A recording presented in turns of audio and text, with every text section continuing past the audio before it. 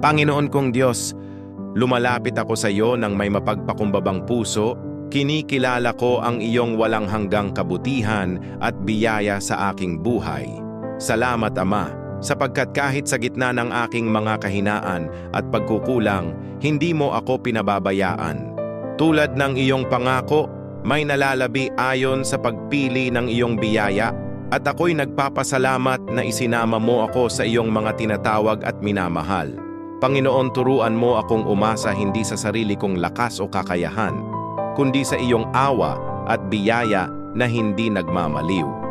Sa bawat araw na dumaraan, tulungan mo akong manatiling tapat sa iyo kahit sa gitna ng mga pagsubok, tukso at alinlangan.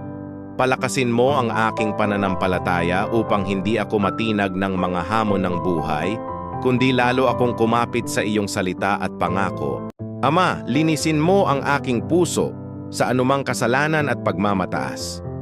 Ipaalala mo sa akin na ang lahat ng mabuti sa aking buhay ay nagmumula sa iyo. Naway maging mapagpasalamat ako sa lahat ng pagkakataon at matutong magtiwala sa iyong plano, kahit hindi ko ito lubos na nauunawaan. Panginoon, gamitin mo ako bilang daluyan ng iyong pag-ibig at biyaya sa ibang tao. Tulungan mo akong maging ilaw at asin sa mundong ito, upang sa pamamagitan ng aking mga salita at gawa ay makita ka ng iba. Bigyan mo ako ng pusong handang magpatawad, magmahal, at maglingkod ng walang hinihintay na kapalit. Sa mga sandaling ako'y nanghihina, yakapin mo ako ng iyong kapayapaan. Sa mga panahong ako'y naliligaw, ibalik mo ako sa tamang landas. At sa bawat tagumpay, turuan mo akong magpakumbaba at magbigay ng papuri sa iyo.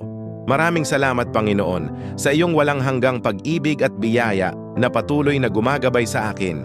Naway manatili akong tapat sa iyo hanggang sa huli. Ito ang aking dalangin, sa ngalan ng iyong banal na anak. Amen.